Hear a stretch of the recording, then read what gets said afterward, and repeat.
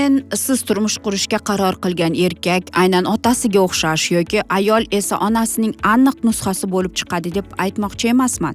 Men aytmoqchimanki, sizning ota-onangiz ikkalangizga ham katta ta'sir ko'rsatgan. +1 301 760 60 70 bizning WhatsApp raqamlarimiz aziz do'stlar. Shuningdek, unutmang, bizda Alkitab Media internet saytimiz ham mavjud.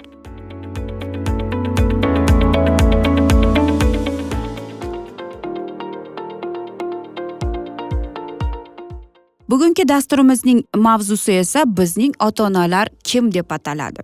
Aziz do'stlar, siz hech bir o'ylab ko'rganmisiz yoki turmush qurganlar mana shu savolga javob berishga harakat qiling aziz do'stlar. Umuman olib qaraganda siz turmush o'rtog'ingizga qarab xuddi otamning o'zi yoki onamning o'zi deb mana shunday fikrga yoki xayolga kelmaganmisiz? O'ylaymanki, bir necha yildan aytaylikki 10-15 yil oshiqcha yashab qo'ygan juftliklar aynan mana shu xulosaga kelib chiqadi.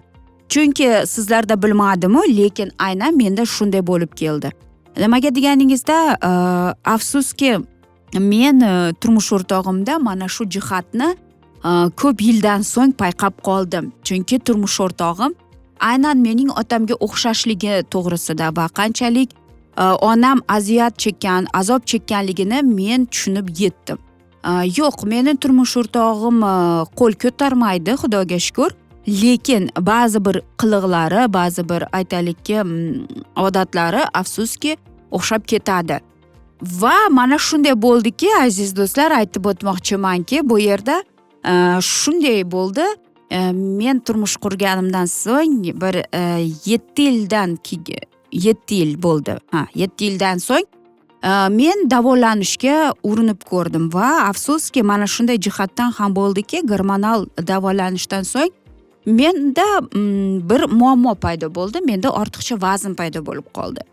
Va keyinchalik men shu narsani payqab qoldimki, aziz do'stlar, albatta kim uchun kulgili, lekin meni xayolimga, masalan, agar menga bu gapni 10 yil oldin aytishganida men ishonmasdim. Lekin mana shunday jihat bo'lib chiqdiki, hozirgida 90% odamlar aytadiki, sen 90% deydi qaynonangni o'zi bo'lib qolibsan deb aytadi. Hattoki xarakter ham o'sha qaynonangni xarakteri deydi. Balkim shundaydir, lekin deydi ko'rinishing, qattiq-qomating seni qaynonangni o'zi bo'lib qolibdi deydi. Hattoki turmush o'rtog'im ham aytadiki, xuddi onamni o'zisan-a deb gapiradi menga. Albatta bu menga yoqadi, lekin bir ikkinchi tomondan esa aytmoqchimanki, unday bo'lmaslik kerak aziz do'stlar. Men o'ylaymanki, mana shunday iborani ko'pchiligimiz eshitganmiz. Hammamiz juft halolni qanday topamiz? Ota-onamizga o'xshaganlarni degan. Men o'ylaymanki, bu 80% to'g'ri, chunki agar biz hozirgida juft halolimizga qaraydigan bo'lsak, boshqacha nazar bilan qarab qolamiz.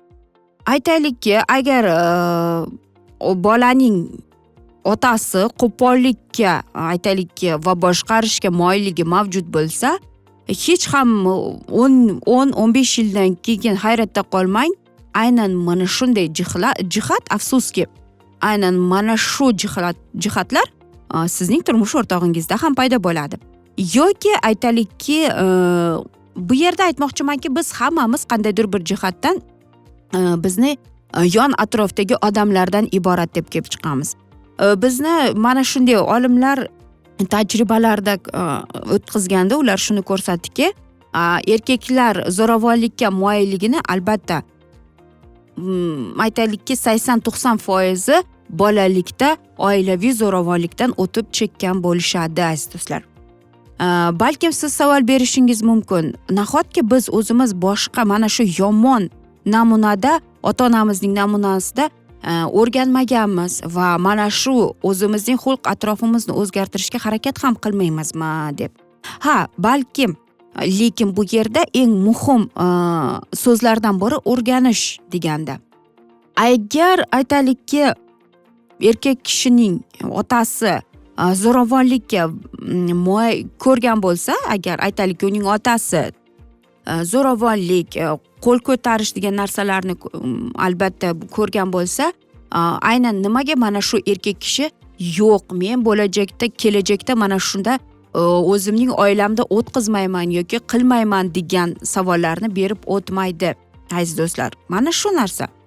Yoki aytaylikki, agar qizning onasida spirtli ichimliklar bilan muammolari paydo bo'lgan bo'lsa, statistika shuni ko'rsatadiki, afsuski qizda ham mana shu moyillik mavjud bo'ladi.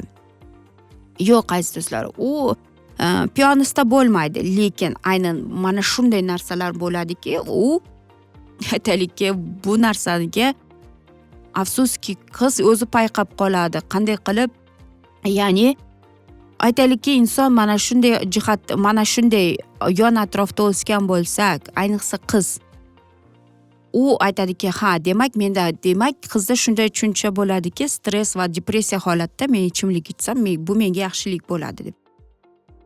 Lekin aziz do'stlar, agar biz uchrashib yurganimizda shunday bo'lib qoladi, biz ko'rsak, qandaydir bir jihatdan ota-onasi qandaydir bir sabablarga ko'ra moyilligi bor bo'lsa, demak bu yerda albatta biz shunday harakatlarni, mas'uliyatli harakatlarni kirgizishimiz kerak bo'ladi.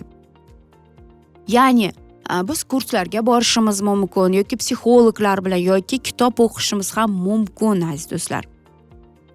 Bu yerda aytmoqchimanki, juda ko'p muhim rolni o'ynaydiki, qanday qilib turmush o'rtog'ingiz yoki bo'lajak turmush o'rtog'ingiz sizga yordam berib keladi.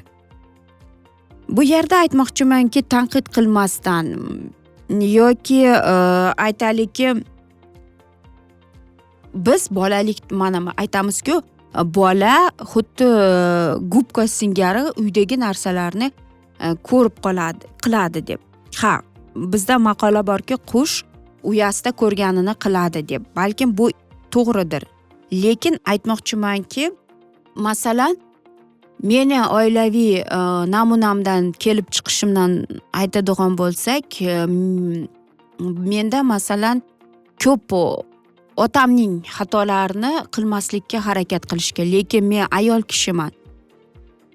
Otamning ham qaysidir bir jihatini olganman.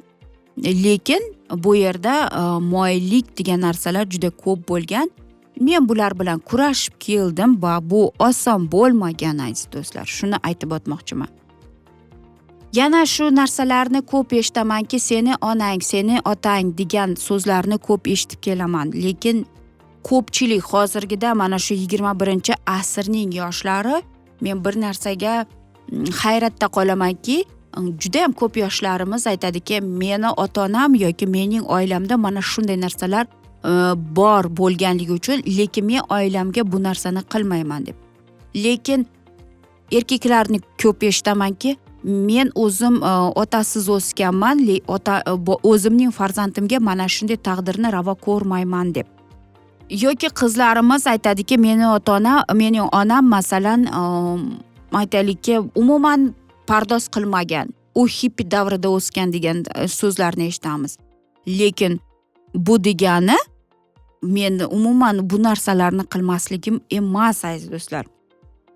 Biz o'ylaymizki, masalan, yana bir ajoyib bir sferalardan biri borki, biz o'zimizning ota-onamizga o'xshaymiz. Bu birinchi o'rinda qanday qilib biz muloqot qilamiz.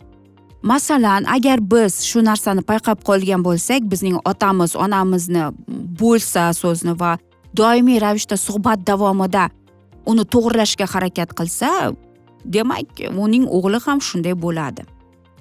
Aziz do'stlar, agar mana shunday jihatdan siz ko'p narsalarni payqagan bo'lsangiz va mana shu pishti ko'zoynaklarda qarayotgan bo'lsangiz, unday qilmaslikka maslahat beramiz. O'tirib suhbatlashish, mana bu narsa menga to'g'ri kelmayapti yoki mana bu narsa menga yoqmayapti degan so'zlarni ishlatishga harakat qiling.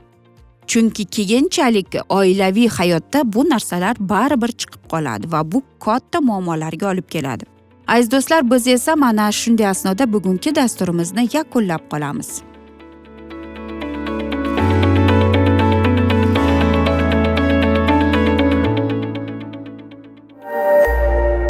To'liq darslarimiz bilan alkitab.media saytimizda tanishib olishingiz mumkin.